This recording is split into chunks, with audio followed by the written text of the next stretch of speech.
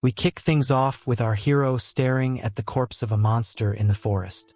He talks about how his childhood was spent on training his mind and his body to become the ultimate Giga Chad. He also states that he spends his days hunting monsters now, and also takes out a wedding card from a couple. It makes him question his life, and he wonders if he is just wasting away his youth. We learn that his name is Kikuru Mudun, and for convenience we'll call him Mudun. He goes to the guild and tells them that he wants to quit his job, which is naturally shocking to them. They think he's playing a prank or something, but Mudun says that he has reached his body's limit now.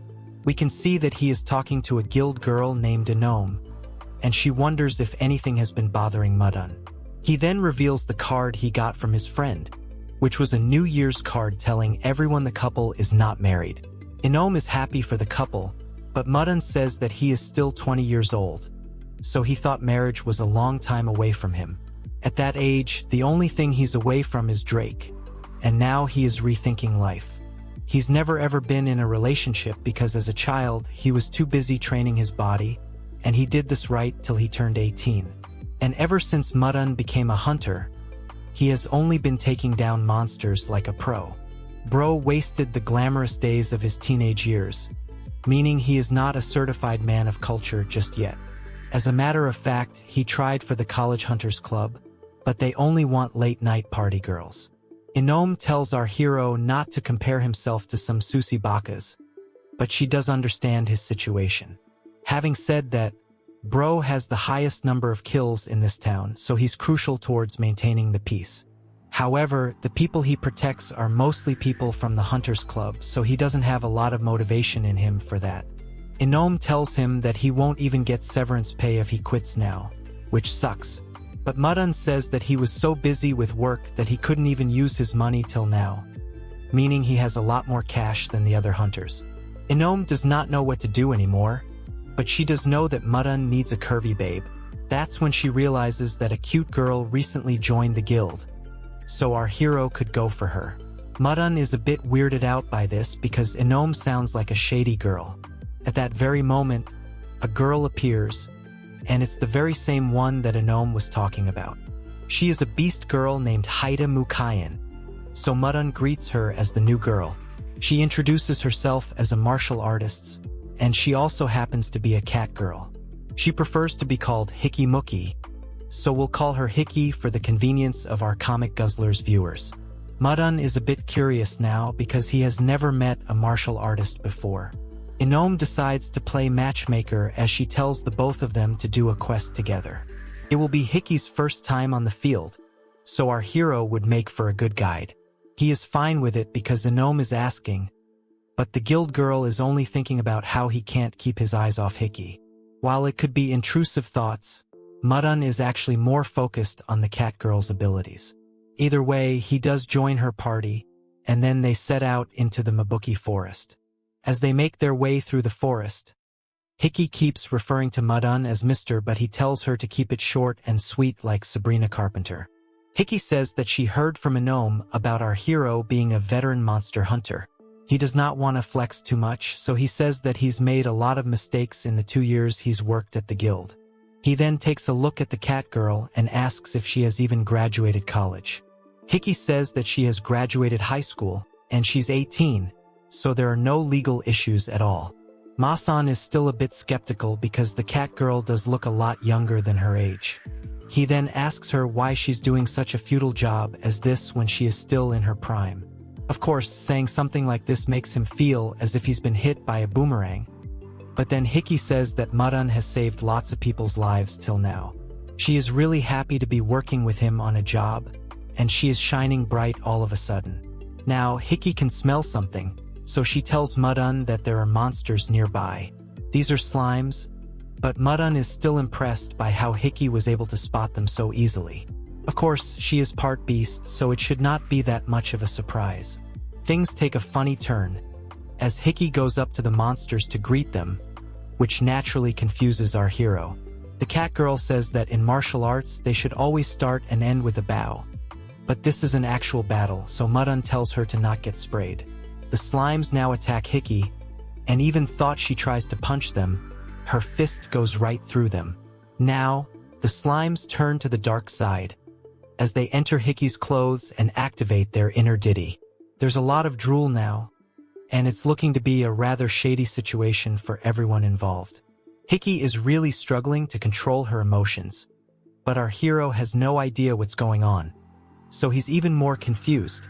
After all, slimes are weak monsters, so the cat girl should not be having such a hard time. Either way, he needs to move on with it, so he offers to get the slimes off Hiki. The only thing is that Mudun will need to touch her curvy body for that, so he needs her to promise she won't sue him. He's obviously not trying to be suspicious, but one can't be too careful nowadays. Hiki now says that even if she did try to psych him, nobody would believe her because they have more faith in our hero. There's no time to lose, so Mudun says he will take off the slimes, and Hiki tells him to hurry. What follows is an awkward sequence and Bro apologizes, but he can't really help it. He also says that if he was on Comic Guzzlers earlier, then he would have stepped up and made his move here. He continues with his work, and Hiki can see that he does not know the difference between slime and kitty water. With everything done now, the cat girl says sorry for causing so much trouble, and Mudun explains to her that taking away the core is the main method to beat slimes. He also notices that Hiki does not have any weapons of her own, but she says that for a martial artist, her body is her weapon. The same could be said about a seductress too, but that's not the point here. Hiki says that she will protect everyone with her body, even thought she couldn't protect her own self. Mudun then explains to her that she should not limit her options, as hand-to-hand combat is mainly a last resort. Suddenly, the cat girl locates another monster, so Mudun feels she is at least doing a good job there.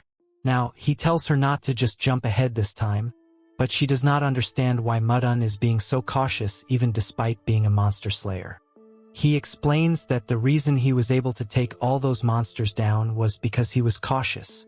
Setting up traps, attacking from behind, or from a blind spot are all crucial tactics for this.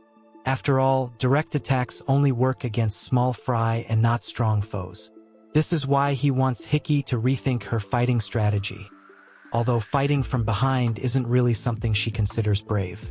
It's an innocent thought, as Hiki looks like she's about to faint from all the emotional damage today.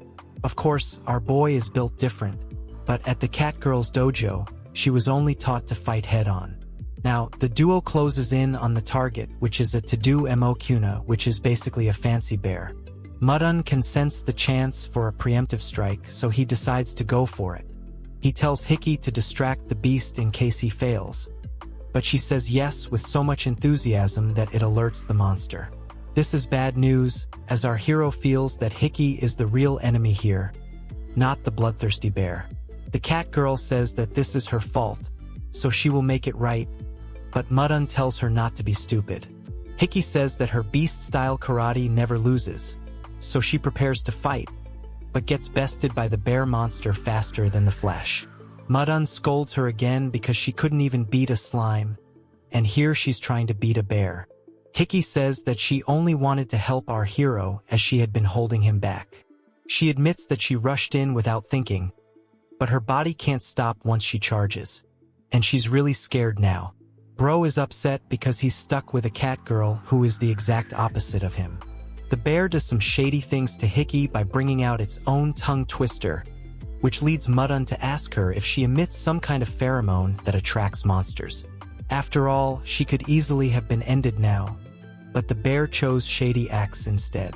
Now, Mudun fires one of his arrows at the bear monster, forcing it to let go of Hiki. He then states that the cat girl at least makes for a good decoy. One arrow is all it takes to defeat the monster, but Mudun says he's much better off working on his own. The couple heads back to the town of Mabuki, where Anome congratulates Hiki on getting 2 slimes and 1 Todomokuma on her first quest. Mudun chose to take things slow because Hiki is a beginner, but she says sorry because of how she had to be saved all the time. Now, our hero tells the guild girl that he had decided to quit this job and challenge himself with a college life. However, after looking at Hiki, he's certain now that the town will be doomed if he does not find a successor before quitting. He then asks the cat girl if all martial artists are like this, but she is not sure. What she does know is that her master called her pure in a good and a bad way. Anome is happy that bro is not quitting for now, but she still asks him to be patient with Hiki. It's not like he has a choice, but then he hears that there is some more good news for him. Turns out that another new girl has just joined the guild, but Mudun asks Anome what exactly she takes him for. She adds that this girl is just as cute as Hiki, but bro says that he is not Drake who only wants to get with teenage girls. Hiki sweetly says that she does not think she is that cute, but Mudun tells her not to get embarrassed so easily. Suddenly, this new girl shows up and her name is Maidina, although Mudun is creeped out that she was here the whole time. Maidina introduces herself as a white mage, but feels a bit shy because she is shorter than Hiki. This only makes Mudun wonder if this girl can fight at all. But things get even worse for him when Anome asks him to take care of the mage girl too. Our hero laments his luck, but the guild girl tells him it's because he is so dependable. The bright side is if he can train these girls faster, then he can retire earlier too. Maidina tells Anome that she is a devout follower of Phoenix Zax, or whatever it's supposed to be called. This means that she can't work with someone if all he wants is a date.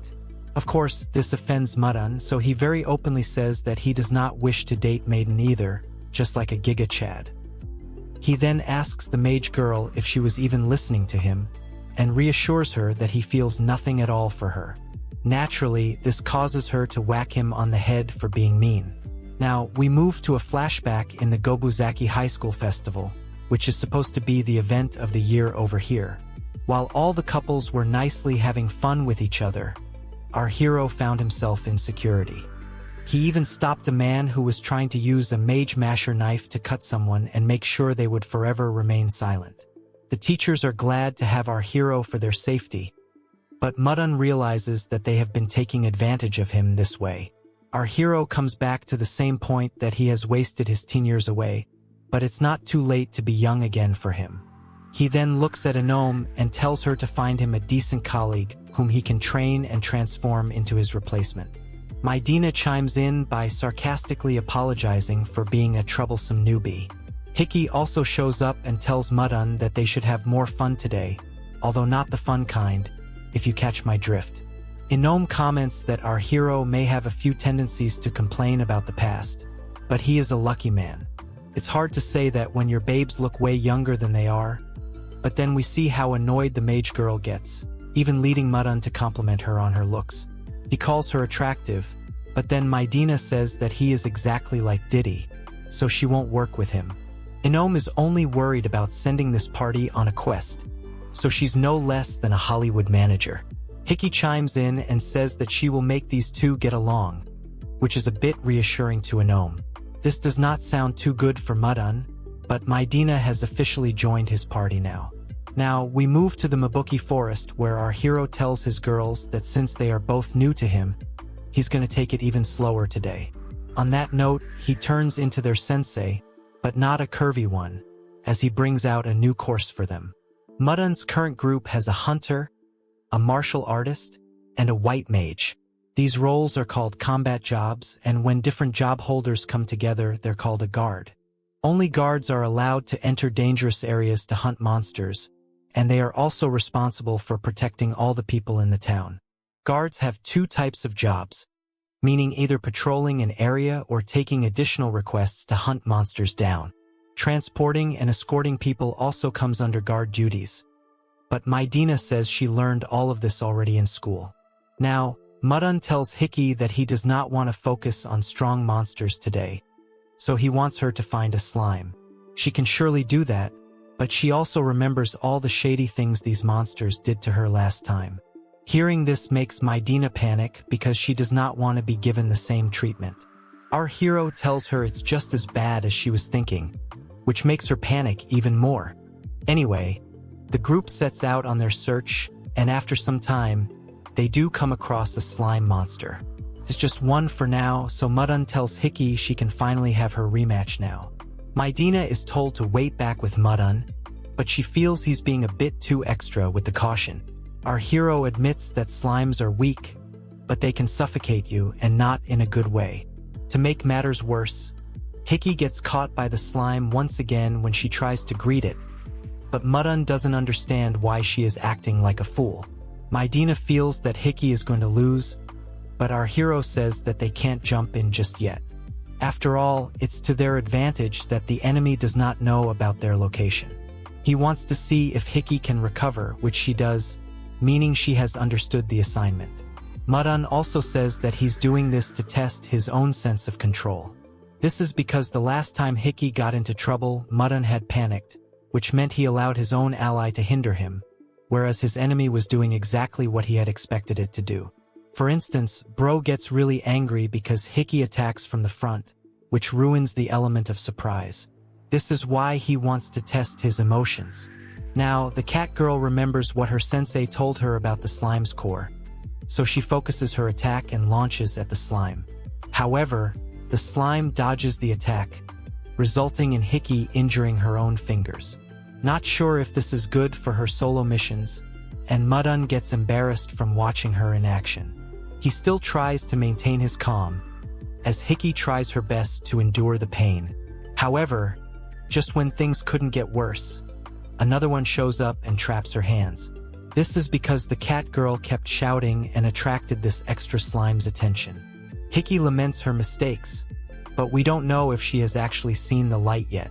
Maidina is a bit confused, because she doesn't know about the bear from yesterday, but our boy is losing his patience now. It's one shady thing after the other with the slimes now, and Hiki is in big trouble. The slimes enter through the cat girl's clothes, and at this point you could say that these monsters are bigger men of culture than our hero. Hiki is turning from a cat girl to a cat woman at this rate, and Mudun has had enough of it now. He apologizes to Maidina because she has seen some unpleasant sights, although they may not be as bad as she had initially imagined. Either way, it's time to save Hiki because she has clearly lost to the slimes. Mudun uses his sword to take out the slimes, but Hiki makes some seductive voices as he does this. Mudun laments that the only thing he gained from this battle was his self-control, but Maidina tells him that he is a creep for allowing Hiki to endure as much as she did. Bro says that this is only the natural reaction of a real man, and then Maidina asks Hiki to show her finger. It's super swollen, so the mage girl uses her cure magic to make it better. The cat girl's finger heals instantly, so she can have solo missions again. Mudun comments that this is the first time he has seen a white mage with such quick healing powers, but Maidina takes this chance to praise herself and call herself a genius. Hiki hugs her to show appreciation, and Maidina asks her not to get hurt so easily again. The main problem is that the mage girl says she will send the cat girl a bill for the spell. This is so out of pocket, but Maidina says that if her healing magic was for free, then hospitals and pharma companies would go out of business. Of course, she will be expensive because her spells are even better than the best medicines this world has to offer. Hiki is not interested in any medical bills, so she asks if she can just break her finger again. Luckily for her, Maidina says that she will let this go if she protects her. Mudun jokes that he should also be protected by the cat girl, but Maidina simply says that all men are shady. Bro is a Giga Chad, so he doesn't care, but then Hiki senses yet another slime monster. It's a pretty big one as well, and this kind of creature is called a giant slime. Our hero says they need to be careful because its core is harder due to its larger size. Hiki says that if this is the case, then she is best suited to take it down. Mudun can't believe it because in no universe is the cat girl the best person for the job. She says that she has martial arts the same way as Maidina has white magic. With that, she farms Aura and says that she will use counter on the beast to create the perfect mix of attack and defense. Mudun is impressed that Hiki has such a move, but he wonders why she did not use it earlier. That's when she reveals the main weakness, which is that her counter has a very small range. Once she starts, she will also not be able to stop her concentration, which actually makes it two flaws. Basically, she can do nothing if her enemy doesn't attack first. Suddenly, the giant slime grabs Maidina out of the blue and takes her away from our hero. Hiki is shocked to see this, but Mudun has no time to wait, so he launches an arrow at the giant slime's tentacle and destroys it. Maidina is dropped and she is falling to the ground, but Mudun is able to save her before she lands. The giant slime finds our hero to be scary, so he runs away while he can, and Hiki can't do anything about it. Mudun checks if Maidina is hurt, but he feels that this is not going to work out. He is a lone wolf and knows that he will not be able to lead a group. Hiki and Maidina aren't the best party members either, especially as the cat girl couldn't stop the giant slime from running away. Mudun says it's fine, but deep down, he wonders if he will ever be able to retire. The group comes back to the town, and Anome is told about the Hall of Two Slimes. That's not a lot, so Mudun has to explain why he had to take it slow with his newbies. Now, as our hero is about to leave, Maidina holds him and thanks him for saving her earlier today. It's a sweet, innocent gesture, and even Anome is happy to see them getting along. The cat girl says that Mudun did save Maidina's life, but the mage girl does not want such facts to be advertised. Plus, Hiki does feel guilty about being the reason she got into that mess. Anome asks Maidina if she enjoyed her quest, to which she says it was dangerous, but that only means her healing powers will be an asset. She would like to join Mudun again when she does not have classes, but this makes our hero question her age.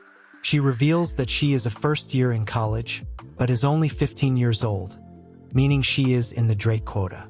Mudun says that you have to be 18 to be a guard, but Maidina says she is a special case.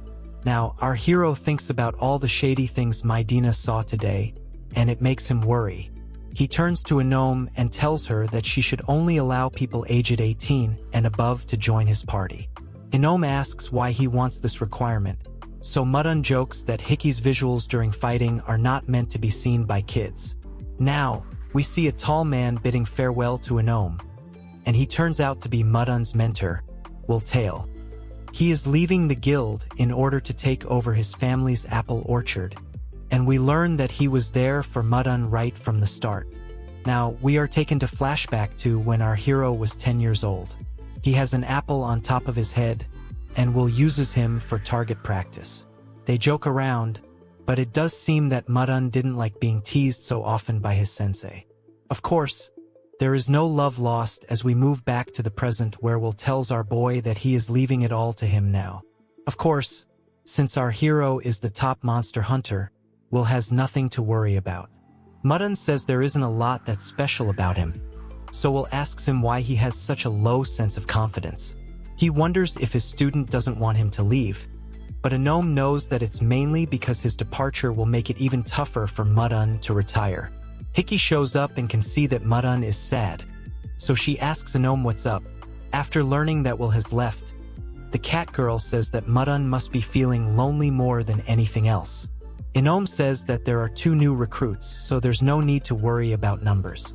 It's some kind of respite for Mudun, but then the guild girl tells him that these 2 new recruits are also female. At this point, our hero does not want a harem, as he'd much rather have skilled and experienced fighters. He is upset because he will have to take care of these girls too, but Hiki is glad to have more friends coming her way. Anome tries to cheer up Mudun by saying these girls carry the jobs of warrior and black mage, which should be good news. Warriors are good at offense and defense, whereas black mages have elemental attacks as well as long-range firepower. However, a girl enters the room and tells Mudun not to expect so much from her. She doesn't say much and puts her head down at the table, just like Mudun had done earlier. Our hero worries, so he asks Anome if this is one of the 2 new girls. The guild girl says that this is the black mage, named Toxico Dinar. She says hi to Mudun but goes to sleep afterwards. It's quite funny, as the black mage girl doesn't even seem to have the motivation to work. Anome says that it may seem that way, but there is a huge fire burning within her. Suddenly, Toxico flips around and surprises the others, after which she says that she doesn't want to work. Mudun states that this woman doesn't even want to go outside, so forget about any fire burning inside her. Our hero is fine with leaving Toxico behind because he does not intend to waste his time on people who don't want to work. Suddenly, Toxico grabs our hero's shirt and says that she may not like it, but she does need to earn money. She then acts more sincere and says that she will be on her best behavior. Mudun is not going to be soft, so he tells her that she needs to make herself useful. Toxico wants a share of the earnings, so Mudun says once again that she needs to be ready for battle. With that, Toxico joins the party, and the group enters the forest once again. Mudun is expecting one more girl, although the ones he's got aren't anything to write home about. Then again, he's going to have his hands full with these babes. It's basically having Miss Positive in Hiki and Miss Negative in Toxico. Maidina won't be coming today because she has classes and is also tired from yesterday. Keeping that in mind, Bro asks Hiki if she is feeling tired as this is her third day in a row. She says she has all the stamina in the world and is quite excited for this mission.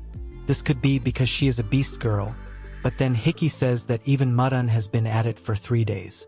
Suddenly, Toxico hugs the cat girl and calls her cool, while also saying her energy fascinates her.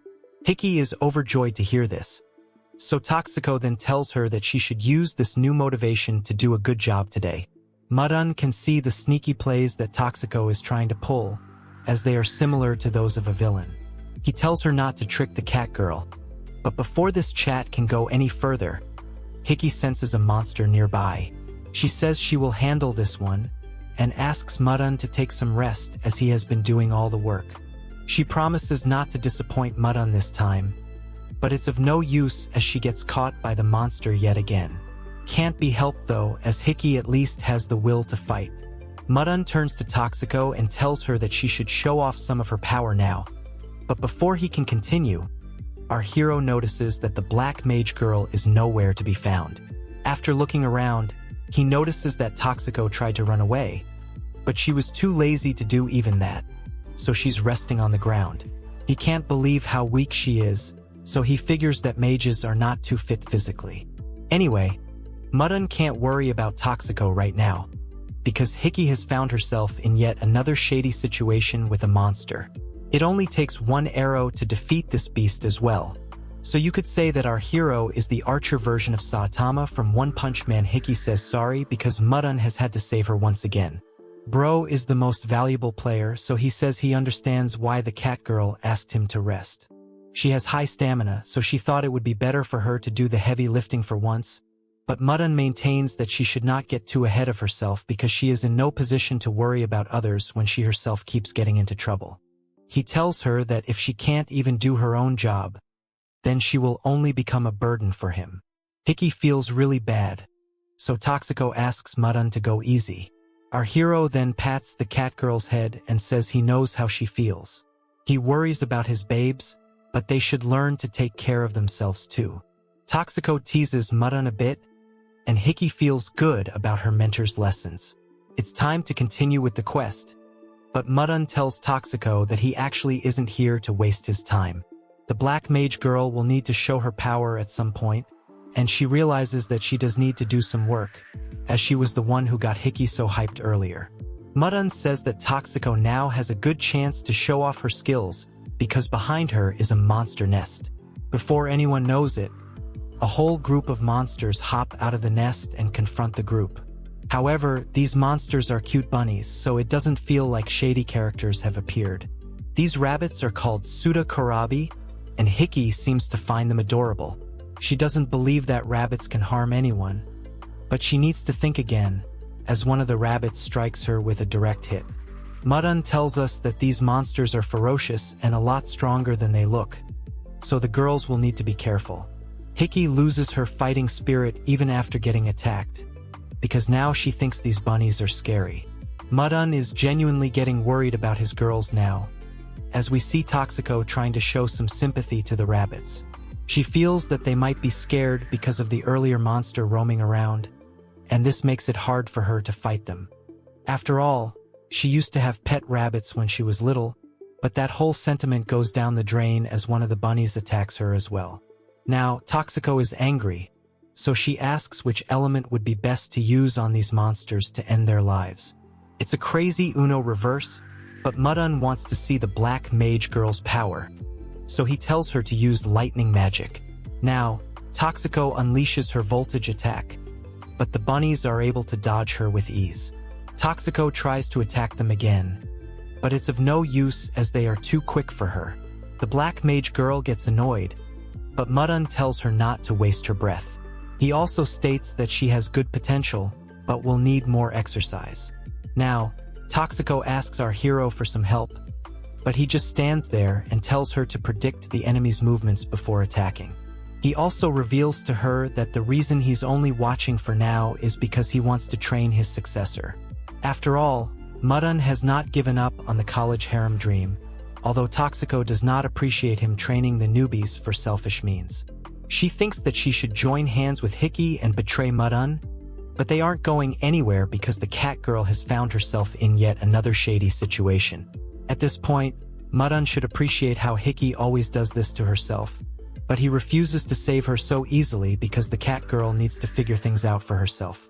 In the middle of all this chaos, the bunnies realize they should try their hand at becoming bunnies of culture too. They take a look at Toxico, but she can already feel the Diddy vibes here. The black mage girl tries to shoo them away, but the bunnies turn to the dark side, which is definitely not how the men of culture at Comic Guzzlers would want to have their way. After a bit of a struggle, even Toxico is subjected to the Hiki treatment, which means that our hero's girls aren't even that modest anymore. Mudun laments that he had thought he could observe their fighting skills today, but instead, he finds himself an observer to their shady positions, which actually makes him look like a creep. Anyway, at this point, there is no hope for the girls to turn things around, so Mudun figures he'll go save them yet again.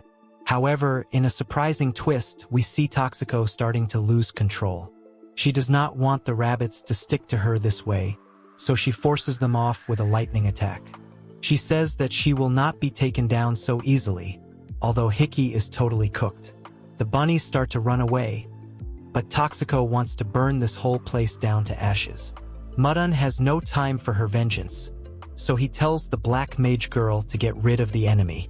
Now, Toxico unleashes her ultimate attack, known as Voltega, which is an impressive display of power. The lights are blinding, but the only people to get knocked out are Hiki and Toxico herself. Mudun was able to miss the attack, so he takes the girls back to the guild. Anome is shocked to see their condition, and even more surprised to see that our hero does not have a single scratch on him. Anome laments that fact that Mudun may not find a girl to get along with after all, and she blames herself for pushing too hard. Midina is also here, but she has no idea what just happened here. She simply assumes that Mudun did unspeakable things to his girls, but he tells Midina that she should know him much better than that by now. Toxico says that she kept begging Mudun to save her, but he just stood there and watched. Of course, our hero calls her out for having a selective memory, but he is getting accused of being a certified Drake boy. Now, another girl enters the room and says that she is glad to see Toxico alive and well. She also says that the black mage girl keeps running away from her, so she was worried. Anome now tells us that this is the warrior girl who was supposed to join Mudun's party. Her name is Hanabata, and she is a very close friend of Toxico. She is cute and curvy, so it looks like our hero finally has a total babe. Now, Hannah shakes Mudun's hand and says that she is looking forward to learning from him. Our hero is not thrilled to work with Toxico once more, but at least Hannah has the desire to work. Now, Hannah asks the girls why they look like they were attacked by monsters, and then she asks Mudun how he could let this happen. He simply says that it was Hannah's friend who caused the whole mess in the first place. Anome says that Hannah may not have any chill, but she is good in a fight. She even says that a fully grown adult would have trouble taking her down in combat, so she wishes to be Mudun's vanguard. Our hero is actually happy, because after a useless martial artist, a cranky white mage, and a lazy black mage, he has finally found someone who is a capable fighter. He even believes that Hannah could be the chosen one to become his successor. And with that, the warrior girl joins our hero's party, which Hiki celebrates. Now, we learn that Hannah is from the No-Kins family, which is known for being a bunch of muscleheads. They always charge forward in battle and have their own sports brand too, which has an ad as well. Hannah shows this ad to her new party members, and Mudun instantly realizes that she is the daughter of the head of this company. Hiki suddenly starts referring to the warrior girl as Lady Hana now, but she says that she does not have any special status or privileges. She wants to be treated just like any other friend would. But then Mudun sees how Hana has a whole group of servants who care for her like a fancy princess. Hana is a bit embarrassed, and our hero says that her men would not spare him even if he joked at her. Now, Hana gets fitted into her curvy body and apologizes for what Mudun and the girls had to see. She did not want her guards to be following her, but Hiki says it's only because they care about Hana. However, she says they just do what her dad tells them to do because they don't want to get fired. Now, the guards come up to Mudun and tell him that they will not be able to join the quest due to their status. This is why they want him to take care of Hana, but this is a lot of pressure for our hero. He is then told to consult Toxico if he needs any help, because she is Hana's best friend. Mudun says he'll ask Hana whatever he wants by himself, but then the guards say that no male is allowed to be near her.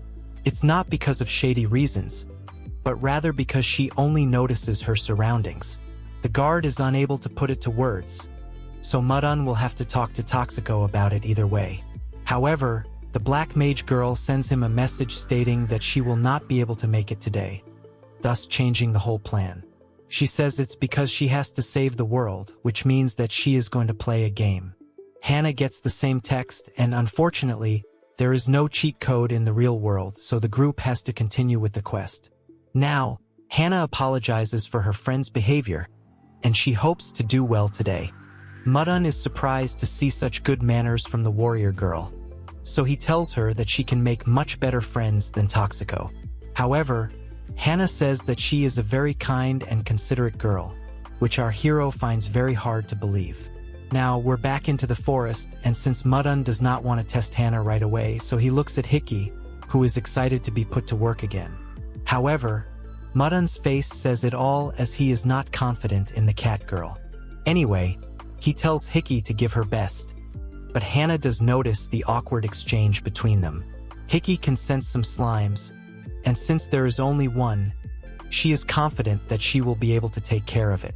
However, before anything can be done, Mudun simply uses his arrow and takes down the slime with ease. Hiki takes a look at our hero, but he says that his hand slipped.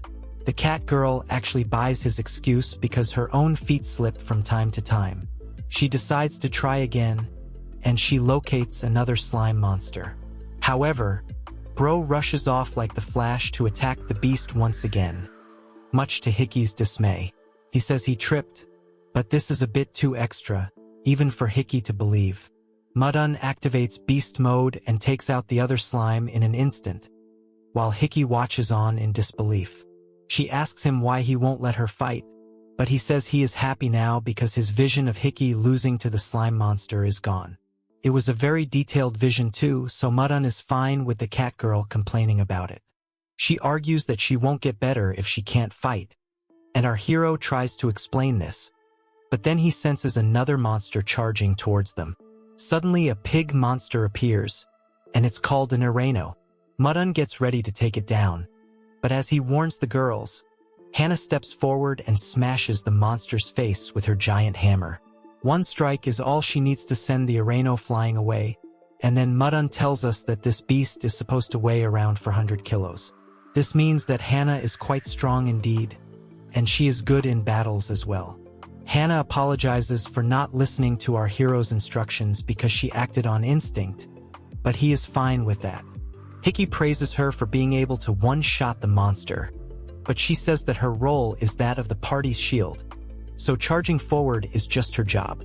Hearing this makes Hiki realize that she has never fulfilled her role, which makes her sad. Hana tells her that she is a natural when it comes to detecting monsters, which means that she was able to react quickly due to the cat girl's instincts. The warrior girl tells Hiki to continue detecting monsters for them, which makes her happy, although Mudun knows that martial artists are supposed to actually fight monsters. Anyway, he suggests getting out of here because the boar monsters roam around in packs. Hiki says that she will try to detect if there is any other Areno in the area, meaning she is a lot more confident in her abilities now. Suddenly, She can sense a whole bunch of monsters coming here, which means Mudun was right about them being in a pack. Hiki thinks she can take on at least one of them, but our hero tells her to be careful because this will be tougher than a slime. Mudun senses the monsters closing in, so he tells the girls to come down with him. That's because the boar monsters are charging at the girls from behind, which means the battle has begun. Hana asks Mudun if they are at a disadvantage due to the boars being on higher ground. However, Bro has used his big brain energy, so he knows that animals with longer back legs have a harder time with slopes that go downwards. The center of gravity gets messed up, which will allow the team to put some distance between them and the Areno pack.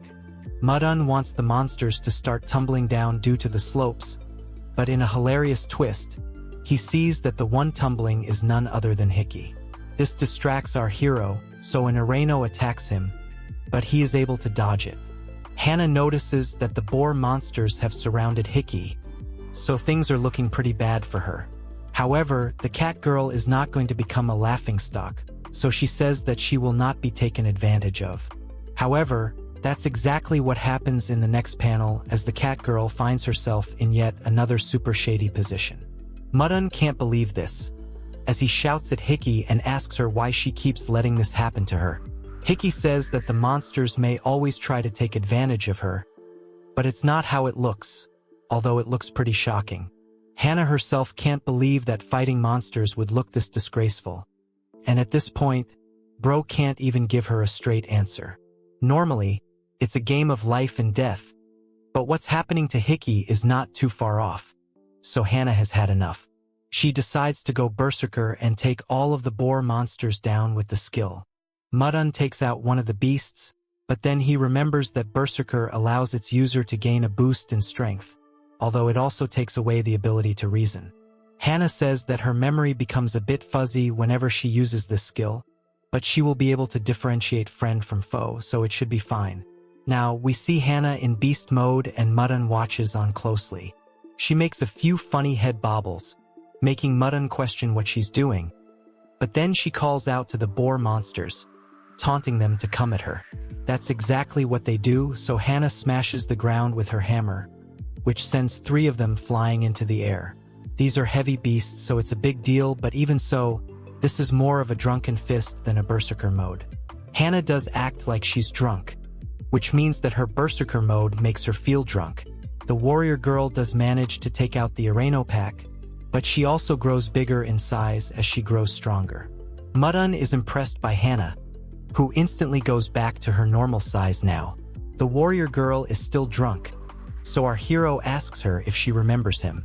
She simply hugs him and sinks his head into her pillows while asking him to praise her for a good job.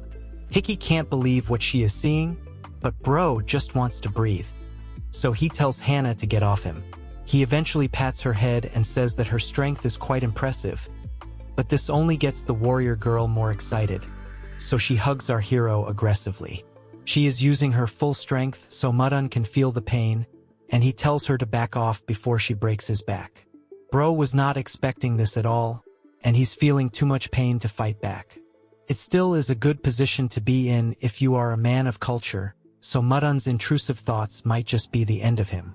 Suddenly, Hiki comes to her senses and tells Hana that she is hurting Mudun, so the warrior girl lets him go. She can only remember using Berserker mode, so she asks Mudun if he was attacked by any monsters. He says that he was attacked by a beast in his own party, but Hana does not get sarcasm, so she thinks it was a mimic. It's time to head back to the guild now, where Anome is pleased to see the haul of 2 slimes and 5 Areno monsters. She states that a lot of guards had been injured by these boars, so Mudun's party has done the guild a huge favor. Our hero is a Chad, so he says that the credit mainly goes to Hana for today's haul. She is glad to hear that, but she also laments how her Berserker mode makes her look unseemly. She hopes to be forgiven for that, but it's not that big of a deal to Mudun. He now realizes what the guards meant when they told him that Hana only notices her surroundings and this was just one side of her. When she goes into Berserker mode, she believes she is fighting as a hero, and the servants tell her the same thing to feed into that persona. Now, Bro figures that if Hana knew how she really acted in this rage, then she would be really ashamed of herself. Of course, lying to her would not be the right thing either, so maybe Mudun should tell her the truth. However, the guards and maids corner Mudun and intimidate him, so he decides to let it be for now. Hana scolds her guards for showing up again, but Mudun has other things to think about. In this much time, he has seen the abilities of 4 girls, but they are not the right material to replace him as a hunter. After all this time, he has not achieved anything yet, although Anome does feel that the boar monsters were a nice achievement. Now, Hana says that she usually gets sore muscles when she goes Berserker mode, but this time she has a headache, which Mudun finds to be amusing. Now, we move to yet another situation with Hiki, which makes us wonder if she actually enjoys getting violated by monsters. This time we have Mudun, Toxico, Maidina, and Hana with her, and our hero can only think about how weak the cat girl is. She keeps talking about how this beast has twisted itself around her curvy body, but at this point, it's just another regular day at work for our hero. He has gotten used to seeing Hiki like this, so he does not even feel the need to save her now. He then tells Toxico to use her ice magic to freeze the monster's movements. However, when he looks behind, he can see that the black mage girl has also been taken hostage by the monster, leading him to lament that he can't rely on these girls for any help. Now, Hana becomes angry because the monster is humiliating Hiki. Of course, this is cause for concern because she wants to go into Berserker mode, so Mudun tries to convince her not to do this. It's too late though, as Hana activates full strength, and what follows afterwards has to be redacted even by the manga author. Back at the guild, Anome and the girls are told that even though Mudun had always gone solo, he felt that being a part of a team would allow him to cater to every individual's weaknesses. However, he could never have been more wrong in his whole life, because his burden is increasing with every new addition to his party. He then says something totally out of pocket by stating his party members are better off as enemies to him than actual allies. This may be a bit rude, as Maidina says that she is just the healer, and fighting is everyone else's job. Mudun tells her that she should at least learn some kind of self-defense, because he can't go around protecting her all the time. Hana does not want to boast, but she does say that she was the one who beat the enemy. Mudun tells her that if it was only the enemy that she had beaten, then they would not be having this chat. Toxico says that she simply freezes up whenever she has to fight, but Mudun says that she is not as delicate as she lets on. Hiki is the only one who actually says sorry, and she promises to do better next time. However, Mudun tells the girls to take the day off tomorrow. Hiki says that she still has the energy and the courage, so she will give it her all. Mudun then pats her on the head and says that she has been on the job for 5 straight days. She deserves to rest more than anyone else over here, and if she continues at this pace, then she will never be able to improve. Mudun is actually a chill guy, so he tells the girls to find something to do together. Hana agrees with our hero, stating that it is important to have fun as party members. Our hero says that Toxico will also join the girls as punishment for not working today, but the black mage girl is actually looking forward to it. The girls then begin planning things out, which Mudun finds odd, considering these girls don't know each other that well, but he is at peace with it. He then tells us that even though he asked the others to relax, the one who is getting the most rest today is none other than him. Hana meets up with Hiki earlier than expected, and her pillows are popping out for all the men to see. Hana is super excited to have fun, and it gets to the point where even Hana is feeling the pressure to enjoy. The cat girl is wearing some shady attire, so Hana asks her if she chose to do this. However, Hiki does not see anything wrong with it, because it's what all the girls would wear in her school during personal exercise. It's basically easy to move around in, but even then, for schoolgirls to wear such clothes could mean that Drake is the principal. Hiki then says that this kind of outfit is all she has, so maybe she and Hana could go shopping for clothes. We learn that Hiki is not from the Green Province, and has actually moved here from the Blue Province. Hana and Hiki then exchange praises towards each other, after which Toxico also shows up. She feels a bit insecure because the other 2 girls are curvy babes and she is just a flat-screen TV. The girls tell her not to be so conscious, as her clothes are quite cute. The black mage girl also comments that Hika is dressed exactly as per comic guzzler standards.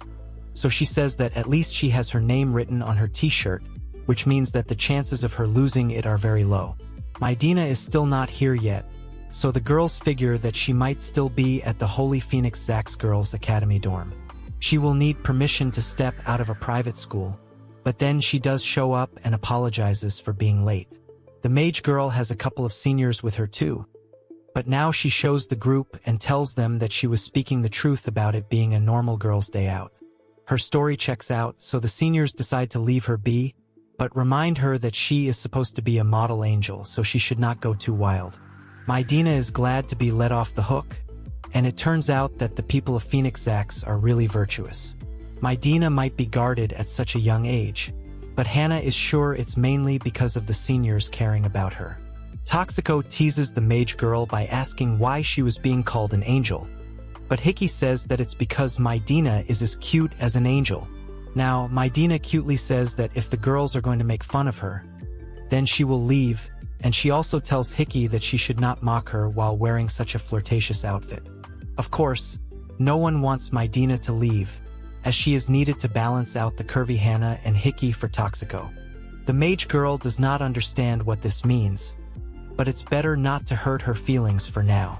Back at the guild, we see Anome handing some documents over to Mudun, although they are not supposed to be made public.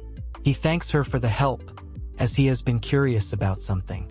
He checks a report that talks about the number of guards that lost their lives in the Green Province last month. There were 17 males and 9 females, which makes Mudun worry because women should not get injured on comic guzzlers. Anome is a bit confused because monsters usually don't have a problem when it comes to attacking women. Mudun says they are different towards Hiki for some reason, as they never have any intention of taking her life.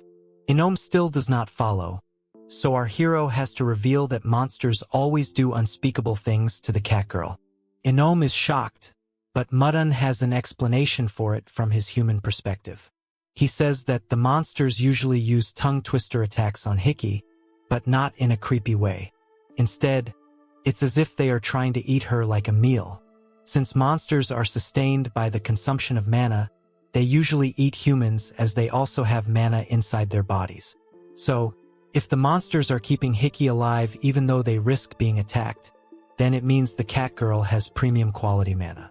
Of course, Mudun does not want her to lose all her mana this way, but he is completely sure that this is the reason for the monster's behavior towards Hiki. Even if there is no risk of Hiki losing her life, our hero can't allow this shady life to continue for her. But Anome is glad to see that he is actually showing concern for his party members. She also says that even though he has taken the day off, he is working on how to make things better for his girls, which is quite a common paradox if you think about it. The guild girl feels that people are not so different at all by their core values, but Mudun has other issues too. He knows that if he does not commit soon, then Toxico will think that he is running some kind of fake quitting scam.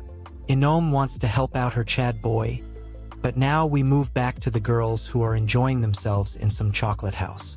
Toxico wants to get some gossip, so she asks the girls about their romantic lives. Hana says that her family is very strict, so she has never had to deal with any kind of elephants.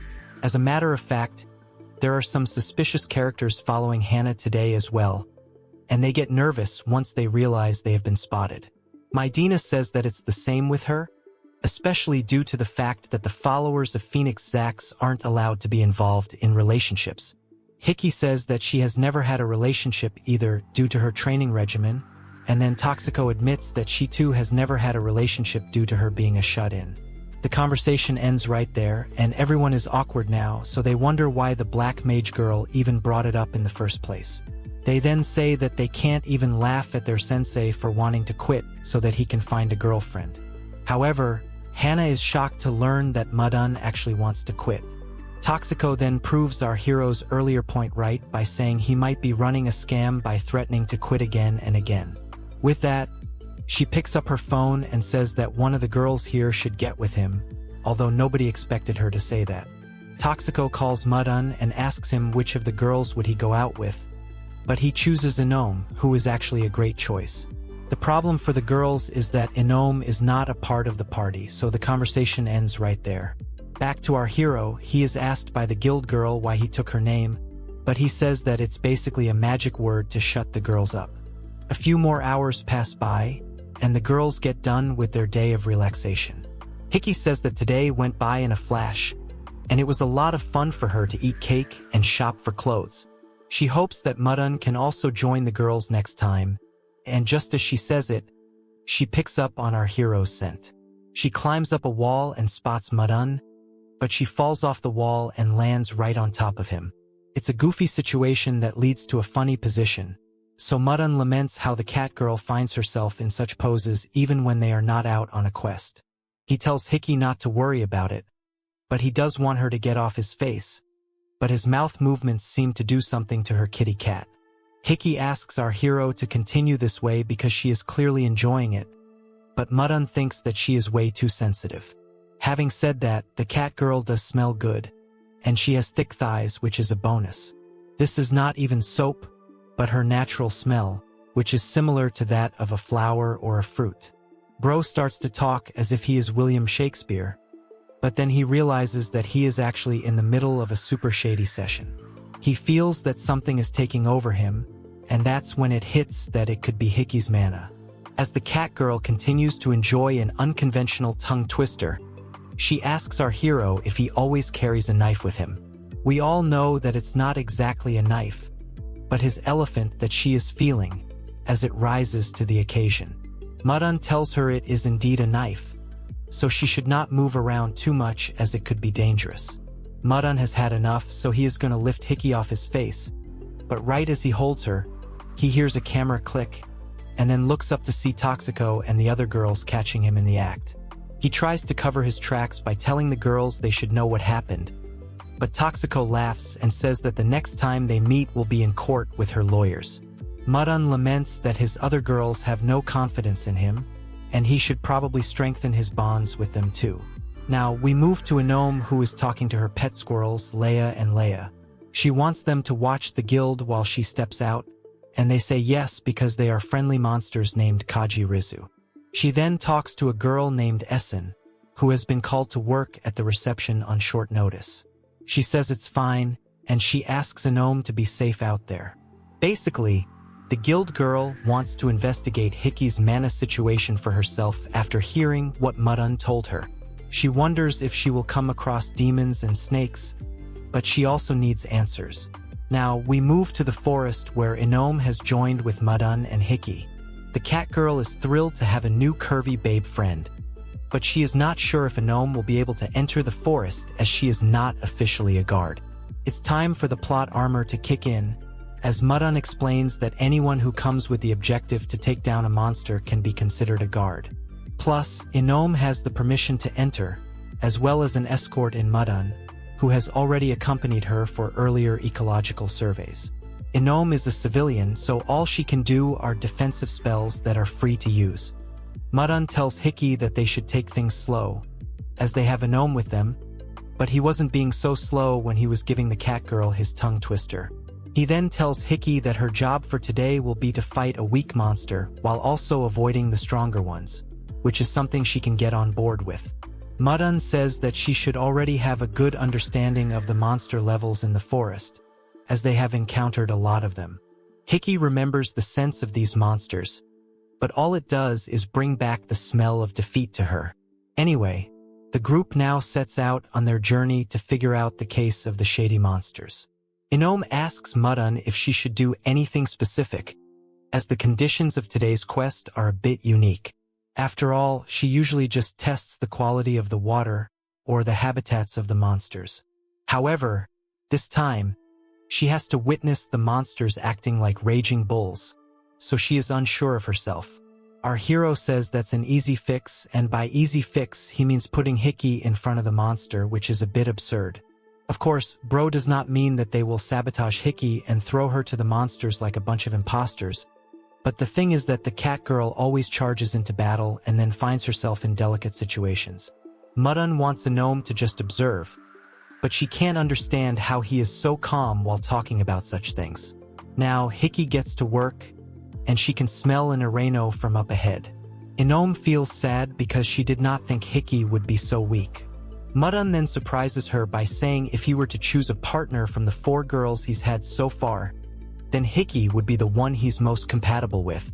The guild girl is taken aback by this statement, but bro is speaking sense.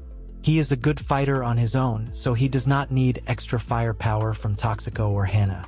He also fights from a distance, so it's not like he needs to be healed by Maidina either. But when it comes to locating enemy monsters, there is no way he can match up to Hiki's abilities. After all, she is able to shorten the time in the field, while also helping Mudun make the first strike. All of this may sound nice, but Anome says this is more of a relationship between a hunter and his dog. Our hero now realizes that it's not as cool when she puts it like this, so can't farm Aura that way. Mudun then says that Hiki might appear to be aloof, but she is always aware of her surroundings. She's also physically fit, and never complains about anything at all. Bro then says that he would have already abandoned the cat girl if he had no use for her, but this just makes him sound like more of a villain. Anyway, the guild girl is happy with his explanation, and then Hiki tells her sensei as well as Anome to be careful as there are roots in front of them. However, as she says this, she falls into a ditch herself. This means that she may be aware of her surroundings, but not of herself. It's a fatal flaw, and then Hiki wonders why a monster would dig a hole like this. Suddenly, the cat girl can sense something coming towards her, but it has no scent at all. Mudun has understood the threat, so he immediately tells Hiki to get away from the hole. However, it's too late as a snake monster shows up, although it's not as big as a python. This type of monster is called a Kauta Isho, and it dug the hole in order to hide underground and cover its scent. Hiki holds on to the snake because she thinks that she will get poisoned if it bites her. However, Mudun tells her that this monster is not venomous at all, so she is a bit relieved about it. There's no time to relax at all because this monster seems to have 2 heads, as we see the second head charging out and attacking Hiki. The cat girl is unable to hold the beast back, so it's another one of those shady situations. The snake wraps itself around Hiki and goes right for the pillows. The cat girl can feel the snake slithering all over her, and the second head even goes for her kitty cat. Anome watches on in shock and horror, so Mudun asks her if she has come to her conclusion about Hiki's mana. Of course, she can't believe that our hero is so calm in such a situation, but she seems to have forgotten that he's just a chill guy. She asks him to save Hiki, but he says that Anome will need to investigate the scene first, otherwise this whole quest was a massive waste. Anome says that she has understood the assignment, and concludes that the monsters are being creepy towards Hiki. With that, she says the investigation is over, so Mudun goes to deal with Hiki. He asks Anome not to move from her spot, but the problem is that there is another snake monster that shows itself right now. Anome wants to call out to Mudun, but she fears that he won't be able to save Hiki if she does. The other snake monster now shows his face, so Anome decides to stay on the defensive as it clamps around her. The only thing she can do is use a defense spell to bide time, but Mudun can sense the spell in effect. He looks back to see that Anome has been caught too, and this snake seems to have something for her pillows as well. Bro is absolutely shocked to see this, and even Anome does not know how to react to her. Mudun tries to think, so he bows down to the snake and presents some cash to it. He tries to use these coins as an offering to get the snake monster to stop, but Anome scolds him for not helping her case. The shady python now attacks Anome's massive pillows, and she asks why it's doing this to her. She says that she does not have a lot of mana to offer to this beast, but then she realizes that even Hiki is not a magic user. This could mean that the monsters like themselves some fine ladies, so they could be snakes of culture. It's no time to joke though, as Anome is really in a tight spot if you catch my drift. She thinks that everyone has to deal with this every single day, but Mudun clarifies that she is the first one to be reduced to her birthday suit. Our hero felt like he'd seen everything up until this point, because there's no way he would have ever seen such massive pillows. He also can't believe that Anome of all people has been targeted by the snakes, but he can't look away now, and this is because he needs to save her, not make a permanent picture in his memory. Now, the guild girl tells our hero to stop staring and actually save her. Mudun gets into action and slices off the snake's heads with ease. However, the monster had tied itself to Anome quite tightly, so she is in a bit of a bothersome spot now. In order to free her, he will need to awaken the deity within, but she is fine with that as she knows Mudun has good intentions. That's a bit hard to prove though, because anyone will have intrusive thoughts with those milkers. Bro only needs one touch to realize how soft Anome's skin is, and at this point it should have been me, not him. Even the guild girl seems to be enjoying what is done to her, but our hero must focus, otherwise he will lose his Giga Chad status. Mudun starts to think like a writer, comparing Anome's curvy body to all kinds of things, but he needs to snap out of it. He also says that her pillows are nothing like a slime, and tears of joy fall out of his eyes. Anome asks him why he is crying, so he says that he did not want to cause any problems for her. Anyway, he is able to free Anome and give her a change of clothes, so it's okay to look at her now. She thanks Mudun for saving her, and also notices that she does not have a single scratch on her body, which means that the monsters never intended to harm her in the first place. Mudun says that he feels like they are forgetting something important, and that's when they figure that Hiki is still trapped. Our hero can't even bear to look at the cat girl now, who is in a super naughty situation with the snakes. It's only normal for her to end up this way if Anome had to deal with so much, but Mudun still feels bad for always being late to save her. He asks her why she didn't call out to him for help, but she says that she wanted him to save Anome first before coming for her. Hiki really is a best girl, and Mudun figures it's just the kind of person she is. Now, before he rescues Hiki, Mudun asks her if she is going to sue him like a fake feminist, but she assures him that she is not a fraud. With that mess cleared, everyone comes back to the town, and they head straight to the guild. Essen was put in charge of the reception, and she seems to be doing fine with Leia and Leia. Anome is welcomed back with a smile, and she thanks Essen for filling in. She gets asked about her change of attire, but she'd rather not speak about her crazy adventure. Hiki thinks that Essen is really cute, so she asks Anome who she is. Suddenly, Essen refers to Anome as mom, and it surprises everyone except Anome, who reveals that Essen is in fact her daughter. Nobody can believe this, so Hiki asks Anome for her age. She reveals that she is 31 years old, which is a total shocker, because she is a total babe. Essen is 11 years old, and she hugs Mudun as if he's her cool uncle or something. Our hero may have known these things, but Hiki did not, so she'd like to know more. Essen becomes emotional and says that ever since her dad passed away, it's just been her and her mom. However, Anome clarifies everything by saying she and her husband have just been separated. Essen says that her father may as well be dead because he is a useless cheater who does not even know what she looks like. The family sure has some problems, but Mudun is still feeling guilty about putting his hands on a married woman while her husband was away. Having said that, it's not something new here at Comic Guzzlers. Meanwhile, Anome talks about how her kitty hasn't been touched in 12 years, which is a heck of a long time. Now, we see a man in bandages, but it's actually Mudun in some kind of weird cosplay. He's playing doctor today, and the other girls are in nurse outfits, so we don't know what exactly is going on. We have to go to a flashback first, where Mudun went to the doctor for his first medical examination of the year. The doctor left on his rounds, not knowing he was going to check our hero. Sensing the opportunity, Bro decided to take a quick nap, but it hadn't even been 5 minutes when he saw a nurse running towards him with a pale face. She wanted him to take over the rest of the medical examinations for today, but that's an odd request. The name of this nurse is Resma's Care, and she says that there are 4 more patients after him. She can't even call the doctor back because he does not have a cell phone, and to make matters worse, there is no lab coat around that will fit Nurse Care. Even if she could fit into a coat, her identity would be easily revealed, so she needs Bro to take over. Nurse Care will get fired if she doesn't do her job well, so this is not even her first offense. The guards know our hero too well, even by his hair, so nurse care suggests covering his whole body in bandages. After getting all of this done, bro looks more like a patient than a doctor, but he needs to hustle now.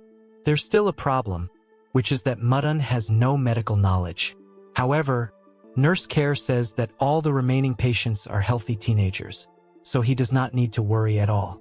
This may seem suspicious from a lot of angles, but Mudun uses his big brain energy to connect some dots.